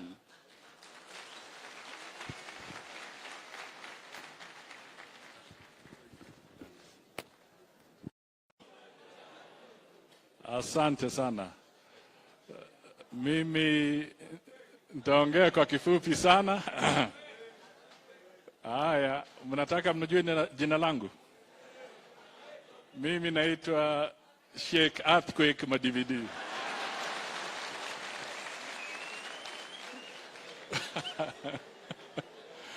Haya, kwanza nataka nimtambue Sheikh Hasla. Sheikh Chief Hasla, Mheshimiwa Deputy President William Ruto na Madam Rachel ambaye wametualika kwao siku ya leo ili tuwe na nafasi ya kujivunia Uislamu. Tunajivunia Uislamu kupitia kwa sherehe ya leo na pia kwa sherehe zingine, na pia vile imeandikwa katika katiba yetu kwamba ni lazima tuheshimu uhuru wa kuabudu. Sisi tunataka tudhibitishe kwamba tutatii sheria na tutatii mwanzoni kabisa Mwenyezi Mungu, ili yale yote ambayo tutakuwa tukifanya, tukitenda. Na mnisikize vizuri, kwa sababu nikisema yale tutakuwa tukifanya, kwa sababu mimi na imani kwamba kupitia kwa Mwenyezi Mungu Allah tutapata ushindi tarehe 9 mwezi wa 8 mwaka huu. Yangu ni mawili matatu, alafu nimwalike mwenyeji wetu. Kwanza tumezungumzia kuhusu uaminifu na hali ya kuwa na umadili ama integrity. Na tunasimama hapa kwa sababu pia nyinyi Waislamu mkifuata historia ya Kenya ya kisiasa, miaka michache iliyopita pia na nyinyi mlikuwa na mkataba na MOU. Wakati huo ulikuwa ukisukumwa sana na NAMLEF. Kweli ama uongo? Si kulikuwa na MOU kati ya Waislamu na jamaa wengine kule Azimio? Nini ilifanyika kwa huo mkataba? Nini ilifanyika? Waliwarusha, sivyo? Haya, sisi tukapata kionjo kule NASA. Na Ruto amepata kionjo kwa ile Uhuru Ruto, ile ingine.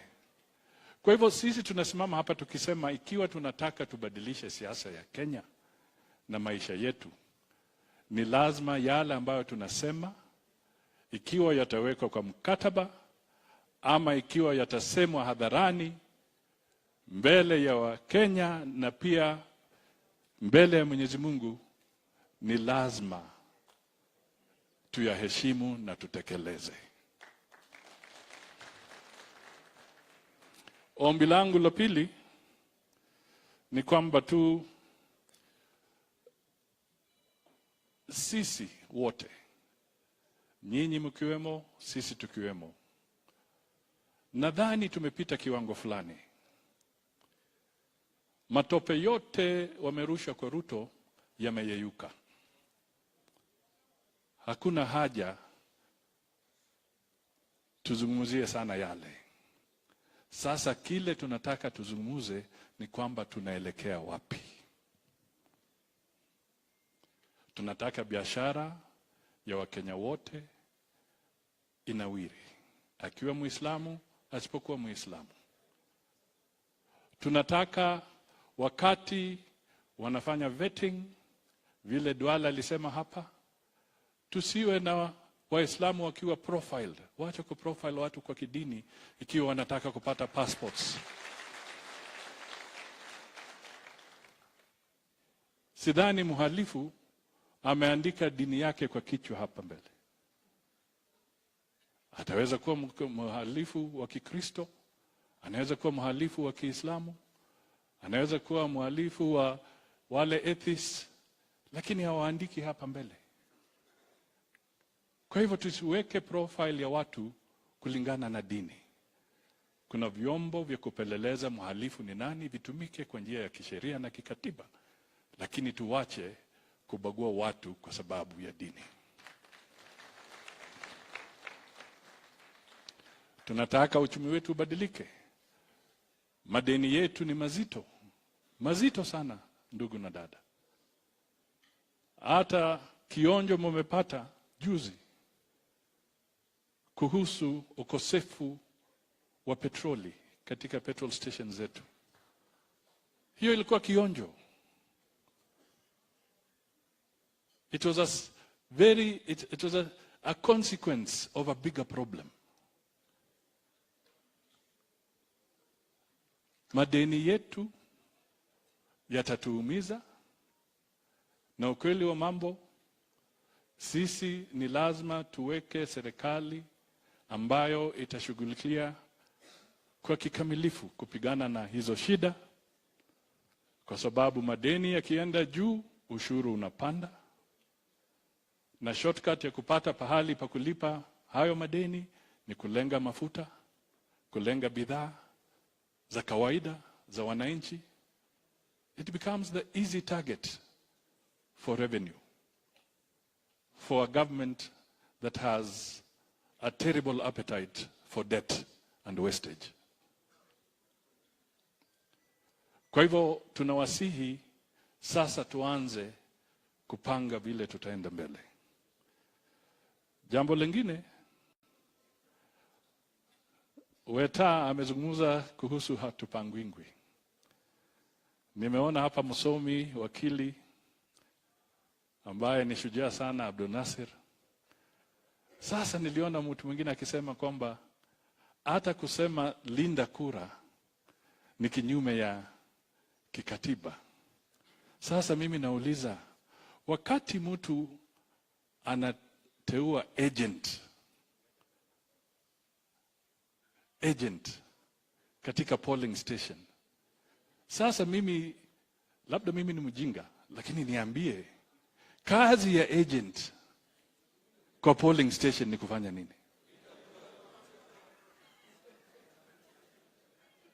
Hiyo ndio terms of reference ya agent.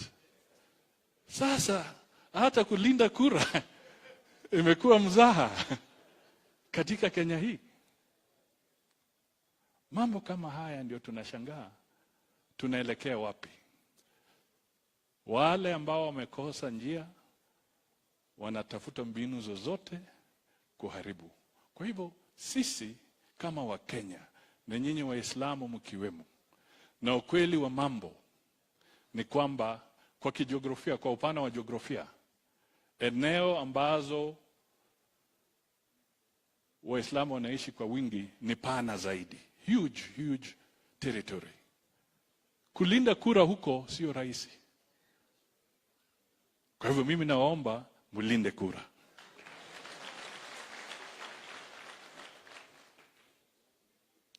Mulinde kura kwa sababu tarehe 9 hatutaki kusikia Chief Hasla ana shida. Tunaelewana? Hili ni ombi, hata sisi tutalinda. Lakini kila Mkenya ambaye anataka haki katika Kenya yetu kwa kidemokrasia, IBC ikifanya kazi yake vizuri, ni kwamba tulinde kura. Ndio haki yetu iwe sawa.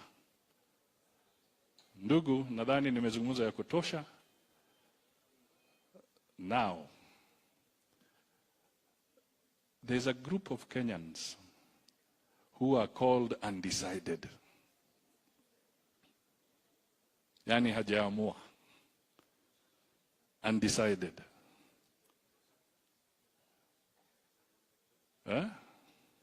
Undecided. Saa zingine hata opinion poll ikifanywa, unaona kwamba huyu Mkenya ambaye ni undecided, opinion ni wengi kushinda yule yuko decided. I want to ask you now, if you are undecided, can you raise your hand? If you are undecided, can you raise your hand? Kwa hivyo ni juhudi letu sisi sote. Let us go and look for those undecided, because that is where the mischief will come. Itatoka pale. Kwa hivyo mimi nawasihi tu tutafute wale undecided. Na ukweli wa mambo, undecided ni wale wanaitwa sijui middle class. Wale wanakaa, wanangoja waone upepo uko vipi. Mumesikia nikisema kwamba Uhuru ameshika remote. Anafinya left, jamaa anaenda left. Anafinya right, anaenda right. Anafinya pause, anaweka pause. Anaweka sleep, anaweka sleep. Sasa hatutaki afinye remote ya undecided. Tunaelewana? Na ameshika remote upande ule mwingine, na tunaona hata Nairobi sasa Uhuru alikuwa ameshika remote moja ya huyu jamaa wa Azimio, lakini sasa tumeona ameshika remote nyingine ya Nairobi. Sasa anaanza kucheza karata, ni gani atafinya. My friends, let us not be undecided. Let us hunt for those who are undecided and bring them on board, because that is what is going to make the difference. And we want a decisive victory. Ladies and gentlemen, a decisive victory. Hatutaki mapetition. Tumechoka na mapetition. We want a decisive victory. A decisive victory kama ile ya Zambia. Hata wakiwa na deep state, hata huyo president akishika remote control yake, alishindwa kufinya kwa sababu wapigaji kura wa Zambia walimunyang'anya hiyo remote. Sisi tunyang'anya huyu jamaa remote yake. Tupigie Kenya kura, Kenya kwanza, na Chief Hasla aje hapa atueleze yeye yuko namna gani.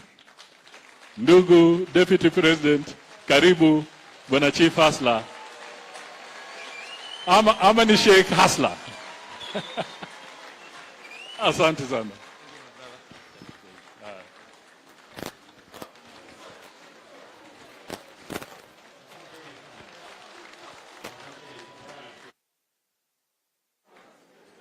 Shukrani.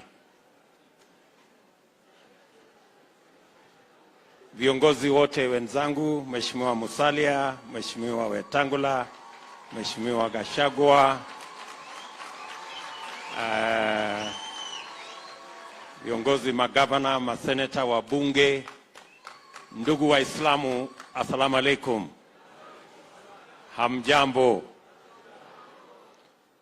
Mimi kwanza nataka nichukue nafasi hii nimshukuru Mungu kwa kutupatia nafasi ili tuweze kupata ushirika huu jioni ya leo. Kwa niaba ya mke wangu nataka niwakaribishe katika makao haya ya naibu wa rais. Karibuni sana. Wale mnakuja hapa mara ya kwanza, karibuni. Wale mnakuja hapa mara nyingine, karibuni tena.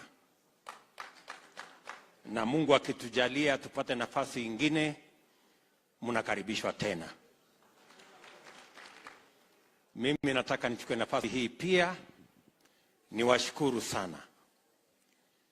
Mimi kuwa katika makao haya ya naibu wa rais ni kwa sababu ya imani yenu, kura zenu na maombi yenu. Nataka niseme asante sana. Leo Mungu ametupatia nafasi tuwe na iftar katika makao haya. Nataka niwashukuru sana kwa kuitikia mwito wangu ili tuweze kufanya iftar hii pamoja jioni ya leo. Wale ambao pengine mulifanya CRE, kwa sababu kuna watu wengi walifanya CRE. Kulikuwa na jamaa mmoja alialika watu kwake kwa sherehe, kaandaa chakula, katengeneza mambo mazuri, lakini akapata shida, wale walialikwa hawakuja. Akapata shida kubwa sana. Ikasemekana kwa Biblia alienda barabarani, akaenda kusimamisha kila mtu mwenye anapita, anaambia jameni, karibuni, kuna mlo.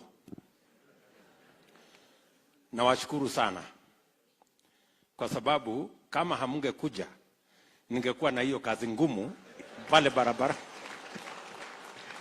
ya kusimamisha watu wakuja wakule. So thank you very much for coming. Na washukuru sana. Leo nimefurahi sana kwamba tumepata nafasi hii, na nimeona ndugu Waislamu wengi wamefika hapa. Nitajaribu kufupisha kwa kusema maneno ama mambo matatu hivi.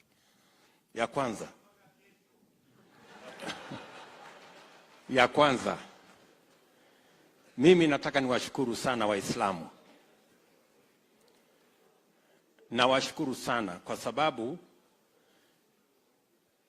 imani ya Ukristo nilio nao imechochewa sana na Waislamu. Nilikuwa na nafasi moja na askofu wangu, anaitwa Silas Yego. Huyu askofu akaniambia, mimi niko na wivu sana na ndugu zetu Waislamu, vile wanavyopenda Mungu, vile wanavyochukua muda wao kuomba mara 5, vile wanavyoendesha mambo yao na kulinda imani yao. Huyo askofu wangu anaitwa Silas Yego akaniambia, I wish Christians would be like Muslims.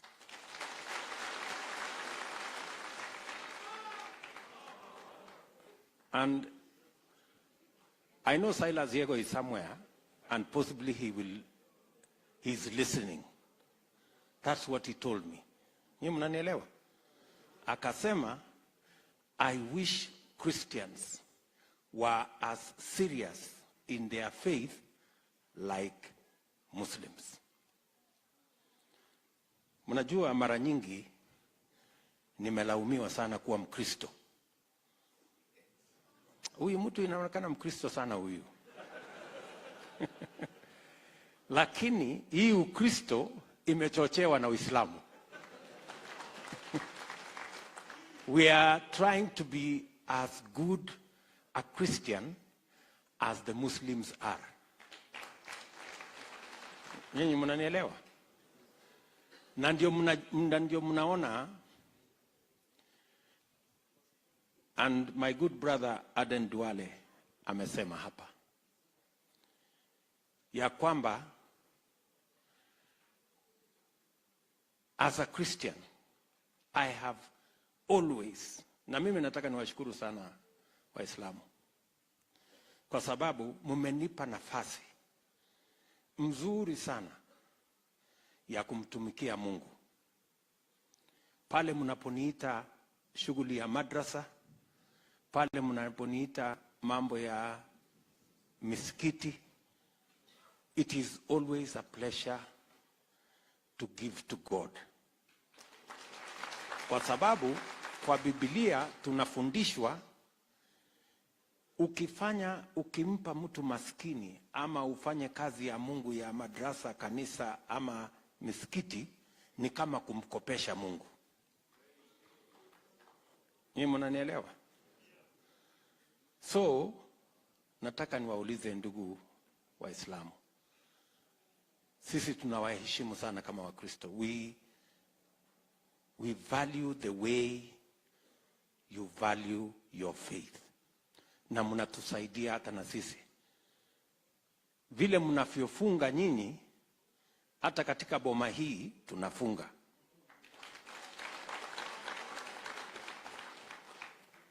Ndio? Sasa mchue hii Ukristo niko naye imechochewa na Uislamu mlio nayo. So we are working on the same faith. Mimi nataka niwaulize kwa heshima. Mnajua tuko na watu ambao hawaamini Mungu kwa hii Kenya. Na nyinyi mnawajua. Si ndio? Mnawajua. Wako na matatizo makubwa. Wakisikia ya kwamba kuna matoleo ya kanisa, wanapiga makelele. Wakisikia kuna matoleo ya misikiti, wanapiga makelele. Na mara nyingi mimi nimepigana sana na hawa watu. Nimemenyana sana na wao. Mara hata siku nyingine mlisikia walikuwa wanasema ati wanataka kubadilisha sheria kule bunge ya matoleo kanisani. Ati ndio kuwe na viwango. Na nikaambiwa na jamaa moja hapa anaitwa Sakaja. Akaniambia wakati mmoja, yule anakumulika mchana, usiku atakuchoma. Mumesikia hawa wanasema ati wanataka kufunga makanisa mengine madogo madogo. Hawa wanaofunga makanisa madogo madogo watafunga msikiti usiku. Kwa hivyo mjihadhari. Msiniwachie mimi peke yangu ati mimi namenyana na hawa watu. Hata na nyinyi mtukuje mtusaidiane.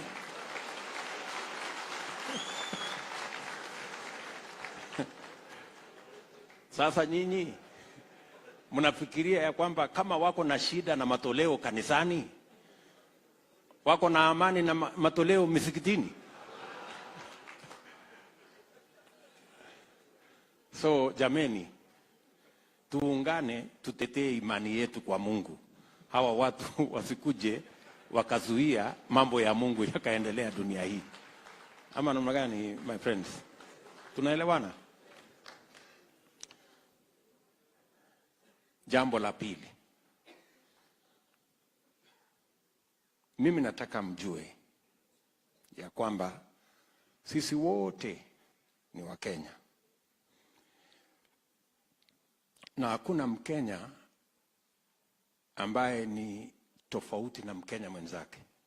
Uraia wetu ni uraia moja. Hakuna uraia ya Mkristo, hakuna uraia wa Muislamu. uraia ni uraia wa Kenya.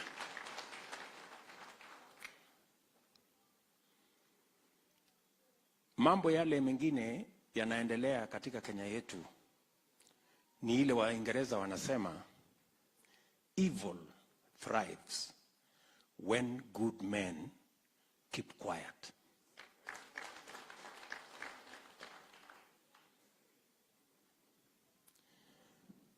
Alafu ikasemekana pia ya kwamba we will not remember the aggression of our enemies, but we will remember the silence of our friends. So, kuna mambo mawili ambayo saa zingine inawasumbua kama wafugaji na kama Waislamu. Mumesikia maneno ya formula hapa. Wakati formula ililetwa, ikasemekana ya kunyang'anya hawa na kuongezea hawa. Wale wa kuongezewa baadhi yao ilikuwa sisi. Lakini tulisema we don't want a formula that brings a win-lose outcome, because there is a possibility of having a win-win outcome. We defeated, and I want to say thank you to our friends in Senate, we defeated the win-lose formula, and the win-win formula succeeded, where every county was getting something. Mimi nimetembea Kenya sana mpaka nikabandikwa Tanga. Nimetembea Kenya sana. I have been to many places in Kenya. I went to a place called Karebur in Lodwar, in Turkana. Na hiyo Karebur, wananchi wamekuja kwa mkutano, wako uchi. I mean naked. Sasa hata vile ya kuongea kwa hii mkutano, sijui unaangalia pande. You don't even know mahali ya kuangalia ni shida.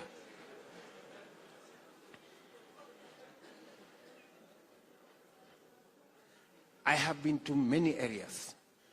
Ndugu mmoja amesema hapa, wananchi wako na njaa.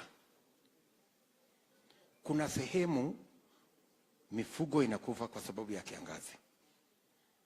Watoto, kina mama, na sehemu hizo nyingi ni sehemu za wafugaji ambazo pia ni sehemu za Waislamu. Ni kweli ama si kweli?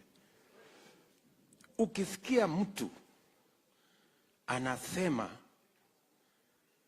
watu ambao wanalala njaa mahali ambapo mifugo inakufa kwa sababu ya kiangazi, mahali ambapo wamama na watoto wanaenda masiku bila chakula, ati hizo sehemu hazina haja na pesa, ati they don't deserve the money they get, huyo ni mtu ako na wazimu.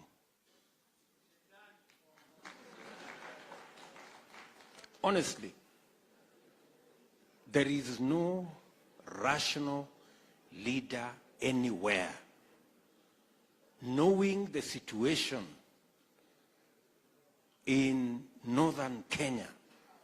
There is no leader reasonable anywhere in Kenya that can say our northern Kenya does not deserve the resources they get, unless you don't live in Kenya. And therefore, I want to give you assurance that we will continue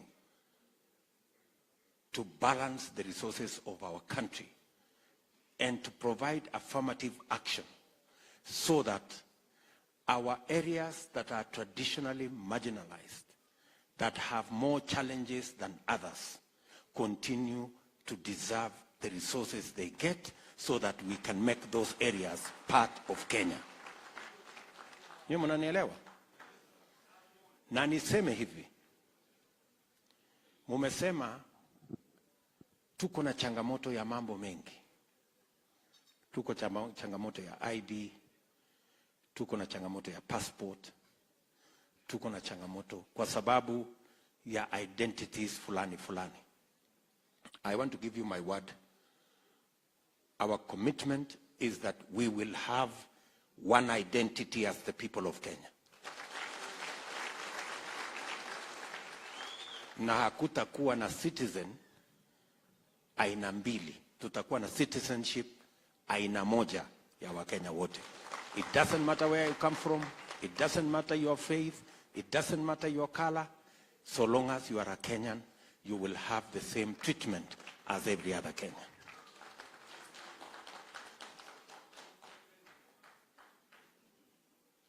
Jambo la tatu. Mimi nataka mjue hivi. Mimi nimekuwa kwa bahati ya Mwenyezi Mungu, nimekuwa naibu wa rais. Na nimepata experience kidogo ya kujua what is possible and what is not possible. Mimi nataka niwaambie hivi. The first 5 years of our administration, we started the 10,000 kilometer program. We did 80% of it. Tulianza mpango wa Technical Training College to transform our education. We built 170 technical training colleges in Kenya. Tukaanza mpango wa rural electrification. Saa hizi tumefikisha watu 8.5 wa Kenya walio na stima. Tukaanza mpango ya mambo ya matibabu. Tulikuwa na watu 3.8 tukafikisha almost 7.2 million in our first term. I tell you, good people, that my experience of our first term has built faith in me that we can transform our country in our lifetime. Hii nchi tunaweza kuibadilisha sisi wote tukiwa bado tunaishi. Na ndio sababu hiyo katika Kenya Kwanza tumesema tuko na mpango. Na hiyo mpango inaambatana na dini ya Kiislamu, inaambatana na dini ya Kikristo, hiyo mpango ya bottom up. Pale tunasema tunataka kuanza na vijana wa Kenya, and it must be deliberate. We have close to 5 million young people out of school. Vijana 5 milioni. Hawa vijana ni lazima tuwe na mpango makusudi, deliberate, ya vile tutawapangia ajira. And we have a plan for it. Hapo tuko na mpango wa kuwajumuisha wa Kenya karibu 10 milioni ambao wanafanya biashara ndogo, micro small enterprise, katika kubadilisha mapato yao. Leo they earn between $1, $2, maybe $3 a day. We can double these 10 million Kenyans in our SME sector. We can double their daily income from $1, $2, $3 to $7, $8, $10 by just changing small things. Leo huyu mzee, sio mzee sana, mtu wa rika yangu, amesema hivi kwamba hatuwezi kuzungumza mambo fulani kwa sababu ya njaa. And 50 years after independence, surely, we must sort out the issue of hunger and the issue of cost of living that is fueled by high cost of basic food items.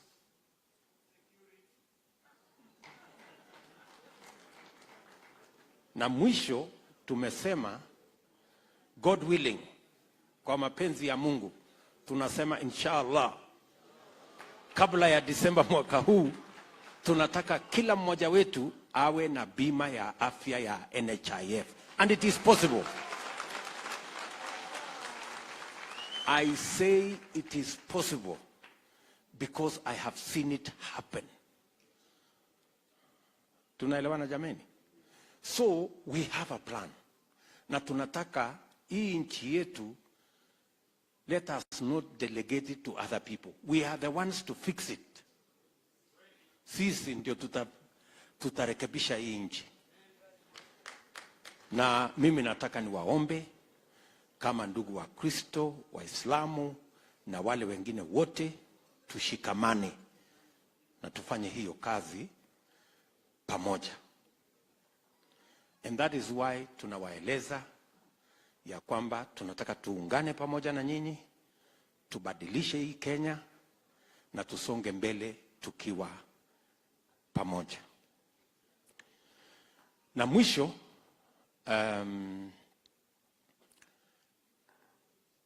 nataka niwape wasia kama kiongozi, hasa nyinyi watu wa imani, because you are men of faith, men and women of faith. Mnaamini Mungu, si ndio?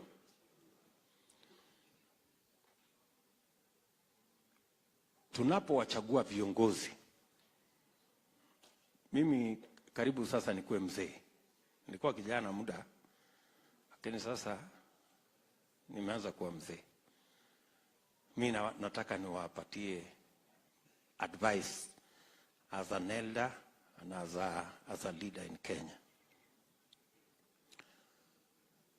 Wakati tunachagua viongozi, let us avoid group mbili. Group ngapi? Mbili. Tusichague mtu mjinga kwa sababu hana mpango. Na tusichague mtu muoga kwa sababu hana imani na hana Mungu. Mumenielewa? Those two.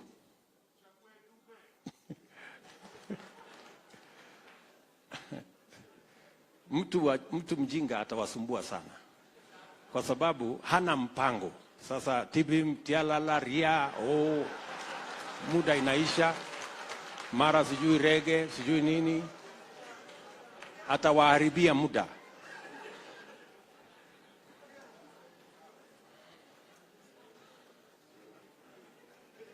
Na msichague mtu muoga.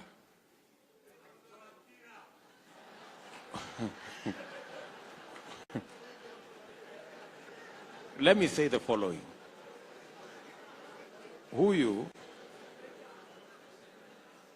Huyu ndugu yangu Aden Duale. Let me say something about my brother Aden Duale. Huyu Aden Duale ni rafiki yangu. Tumetembea safari ya siasa pamoja na yeye. Tunakubaliana na yeye kwa sababu nikimwambia naenda kujenga kanisa, ananiandikia cheki, napeleka kanisani.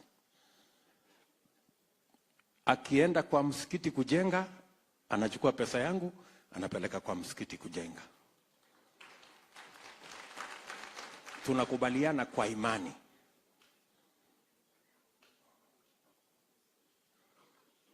Yeye si mtu mkamilifu. I cannot say he's a perfect man. Si ndio? Kwa sababu yeye si nabii. Ni mtu tu akona matatizo yake hapa pia. Unajua sisi wote.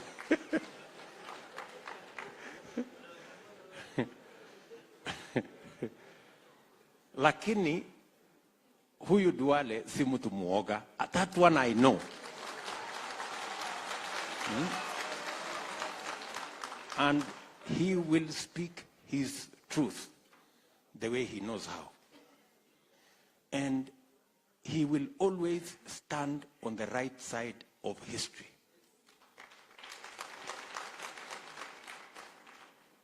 Tunaelewana? So mimi nasema huyu Duale ni rafiki yangu because tunakubaliana mambo ya Mungu na tumekataa mambo ya uoga, kwa sababu hii uoga iko na hasara kubwa. Nishamwambia huyu Duale kwa Biblia, mtaenda kusoma, wale ni wasomi,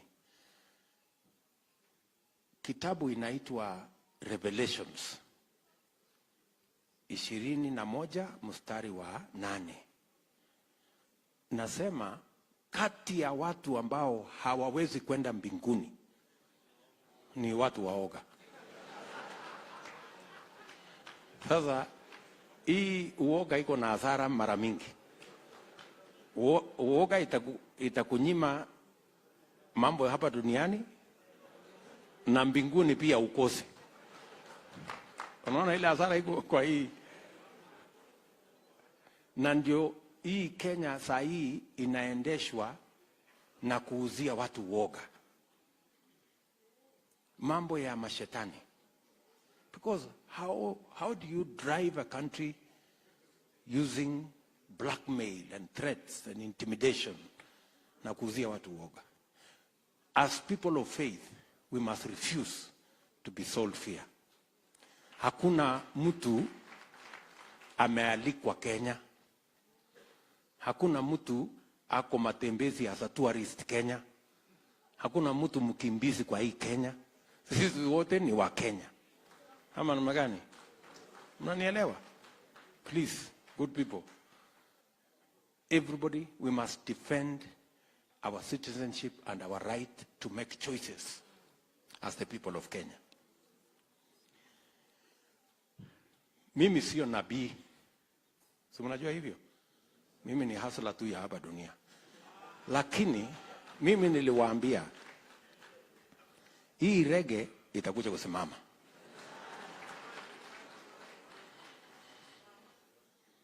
Si ndio? Walipitisha, wakapitisha kwa county assembly, kapitishwa wapi, ikapitishwa wapi. Lakini kwa sababu ilikuwa na dhulma ndani yake, there is no way Mungu angeruhusu hiyo dhulma ifaulu katika Kenya.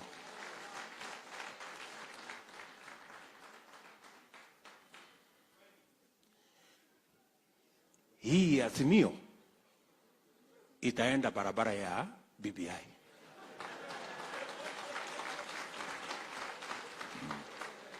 Na nimesema mimi si nabii. Itaenda barabara hiyo. Sawa sawa. So mimi nataka niwashukuru sana kwa kuchukua muda wenu. I know you people, as has been said here, sio ya kwamba hamuna chakula kwenu, lakini tulikuja hapa ili tufurahie pamoja na tuweze kupata hii faraga pamoja. Na mimi nawashukuru sana kwa kunitembelea na kuja ili tufanye sherehe hii pamoja. Nawatakia heri. Assalamu alaikum. Mungu awabariki sana.